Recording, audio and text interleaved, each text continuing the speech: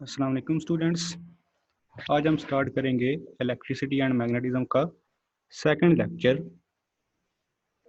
जिसमें हमारे पास आउटलाइन है Coulomb's law.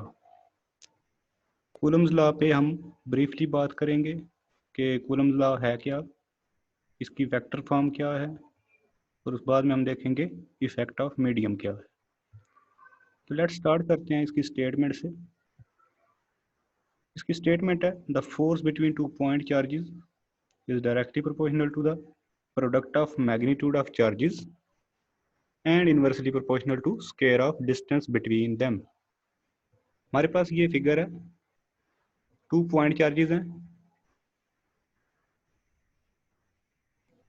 Q1 and Q2। तो फोर्स बिटवीन 2 पॉइंट चार्जेस जो है वो डायरेक्टली प्रोपोर्शनल है product of magnitude of charges, दोनों के प्रोडक्ट के और मैग्नीट्यूड के, और इनवर्सली प्रोपोर्शनल है square of distance between them, यानी जितनी डिस्टेंस उसका ज्यादा होगा दोनों चार्जेस में उतना ही फोर्स जो है वो कम होगी। तो पोलैरिटी पे भी डिपेंड करता है। अगर एक ऑपोजिट पोलैरिटी के चार्जेस हैं, एक पॉजिटिव है नेगेटिव है, तो फोर्स ऑफ अट्रैक्शन होगी। पर अगर दोनों एक ही पोलैरिटी के हैं, दोनों नेगेटिव हैं या दोनों पॉजिटिव हैं, तो फिर फोर्स ऑफ रिपल्शन होगी। तो इसको हम अगर मैथमेटिकली देखें, ये तो थी इसकी स्टेटमेंट, इसी को हम मैथमेटिकली देखते हैं। Force is directly proportional to product of magnitude of their charges. F is proportional to Q1 and Q2। दो हमारे पास चार्जेस हैं Q1 एंड Q2, और इनके दरमियान जो डिस्टेंस है वो R है।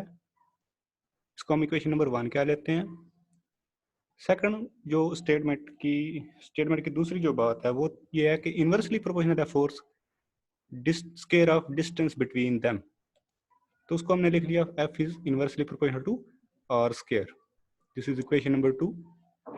अगर हम कंबाइन करें equation number 1 and equation number 2 को, we get F is proportional to Q1 Q2 over R square।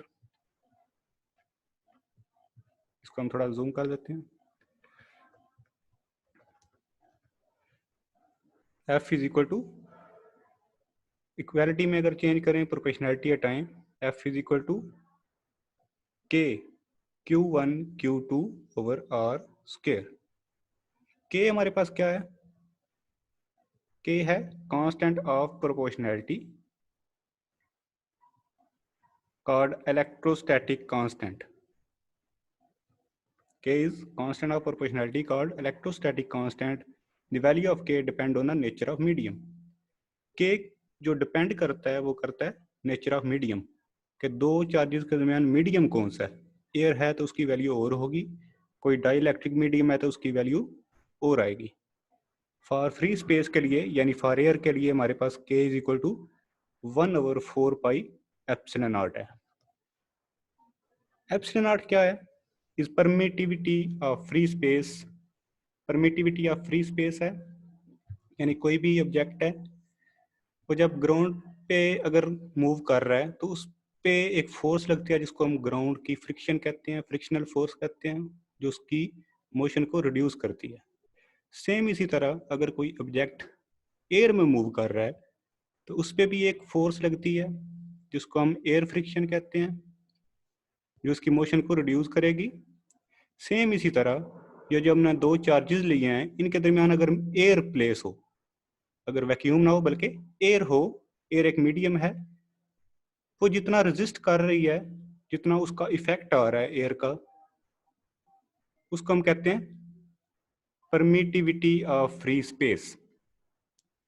और उसकी वैल्यू है 8.85 मल्टीप्लाई 10⁻⁻12 कूलम स्क्वायर पर न्यूटन मीटर स्क्वायर। ये था परमिटिविटी ऑफ फ्री स्पेस। और K की वैल्यू जो फाइनल आती है वह 9 मल्टीप्लाई 10⁻9 न्यूटन मीटर स्क्वायर पर कूलम स्क्वायर। ये कैसे वैल्यू आई, ये हम इसमें पुट करेंगे वैल्यू 1/4 पाई की वैल्यू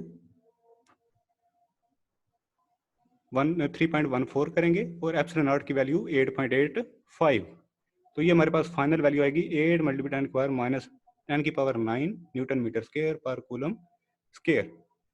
और हमारे पास फोर्स आती है F = 1/4 epsilon not Q1 Q2 / R square. ये 1/4 एप्सिलॉन नॉट कहाँ से आया? K की वैल्यू है, K की जगह हमने क्या प्लेस किया? 1/4 एप्सिलॉन नॉट। इसके बाद हम देखते हैं इसकी vector form of Coulomb's law. Coulomb force is mutual force. It means if Q1 exert a force on Q2, then Q2 also exert an equal and opposite force on Q1. ये एक mutual force है। अगर Q1 Q2 पे एक force लगाता है तो Q2 जो है वो भी Q1 पे एक फोर्स लगाएगा जो इक्वली इन मैग्नीट्यूड होगी बट ऑपोजिट इन डायरेक्शन होगी। जैसा कि न्यूटन थर्ड लॉ में बात हुई कि action and reaction are equal in magnitude but opposite in direction. Let F21 क्या है? जो फोर्स एक्सर्ट की Q1 ने Q2 पे, उसको हम कहते हैं F21। और F12 क्या है? जो फोर्स Q2 ने Q1 पे लगाई उसको हम कहते हैं F12। F21 = 1/4 Q1 Q2 / R square into R21। R21 क्या है? यूनिट वेक्टर है जो कि इस फोर्स की डायरेक्शन को बता रहा है। R21 क्या है? Unit vector. F12 किसके इक्वल आएगा? 1/4 Q1 Q2 / R square into R12 unit vector. ये किसका यूनिट वेक्टर है? फोर्स 12 का। जो फोर्स लगी Q1 पे Q2 ने जो लगाई उसका यूनिट वेक्टर आएगा R12। यूनिट वेक्टर दरअसल में क्या करता है? यूनिट वेक्टर डायरेक्शन बताता है फोर्स की। कोई भी चीज़ है, वेक्टर क्वांटिटी है, उसकी डायरेक्शन को रिप्रेजेंट करने के लिए हम यूनिट वेक्टर ड्रा करते हैं। जिस सिमत में फोर्स होगी उसी सिमत में ही यूनिट वेक्टर होगा। R21 क्या है? Unit vector from Q1 to Q2 है। और R12 क्या है? R12 unit vector from Q2 to Q1 है। फ्रॉम फिगर हम देख रहे हैं R21 = -R12। जैसा कि फोर्स जो है, फोर्सेस ऑपोजिट हैं दोनों, तो उनके यूनिट वेक्टर जो है वो भी ऑपोजिट होंगे। जो फोर्स लग रही है Q2 पे, Q1 ने जो लगाई है, उसका यूनिट वेक्टर इक्वल तो होगा दूसरे यूनिट वेक्टर के, लेकिन ऑपोजिट होगा। ऑपोजिट का मतलब है कि साथ नेगेटिव साइन आएगा। R21 = -R12। सो अबव इक्वेशन बिकम F21 वाली जो इक्वेशन थी ऊपर 1/4 Q1 Q2 / R square into -R12। -R12 किसकी जगह पुट किया है? R21 की जगह। ये R21 जो है वो किसके इक्वल है? R12 के। उसकी जगह प्लेस कर दिया -R12। ये माइनस स्टार्ट में ले आए और सारी ये इक्वेशन वैसे ही लिख दें जैसे ऊपर लिखी हुई है। तो F21 जो है ये इक्वल आएगी -F12। ये जो सारी वैल्यू है ये किसकी है? F12 जो हम ऊपर लिख चुके हैं पहले। F21 = -F12। जैसा कि ऊपर स्टेटमेंट में बता दिया गया है कि two forces are equal in magnitude but opposite in direction. इसके बाद आता है effect of medium on electric force between two charges. के इफेक्ट क्या आएगा जब मीडियम को प्लेस करेंगे? पहले तो फ्री स्पेस है, दोनों चार्जेस के दरमियान एयर है मौजूद। अब हम कोई मीडियम प्लेस करते हैं दो चार्जेस के दरमियान। If an insulating medium place between the charges then it will reduce electrostatic force by factor ER called relative permittivity। अगर हम प्लेस करते हैं कोई इंसुलेटिंग मीडियम चार्जेस के दरमियान तो क्या होगी? इलेक्ट्रोस्टैटिक फोर्स जो है दोनों चार्जेस की वो कम हो जाएगी। कितनी? By factor ER। उसको हम कहते हैं relative permittivity. whose value varies with the nature of dielectric। जिस किस्म का डाइलेक्ट्रिक होगा उसी किस्म की उसकी उतनी ही उसकी रिलेटिव परमिटिविटी होगी। अगर इंसुलेटिंग मीडियम है तो उसकी रिलेटिव परमिटिविटी और है। अगर कोई सेमीकंडक्टर रख दें या कोई मटेरियल रख दें, कंडक्टिंग मटेरियल रख दें, कि उसकी रिलेटिव परमिटिविटी की वैल्यू कुछ और होगी with the nature of dielectric. So in the presence of dielectrics coulomb force क्या बन जाएगी, उसको हम एफ डैश कह लेते हैं। F dash is equal to 1/4 pi epsilon naught e r into Q1 Q2 over r square. इजाफा किस चीज़ का होगा, सिर्फ फ्री स्पेस में सिर्फ एप्सिलॉन नॉट था, अब क्या आ गया ई आर, रिलेटिव परमिटिविटी भी साथ मल्टीप्लाई हो गया 1/ER।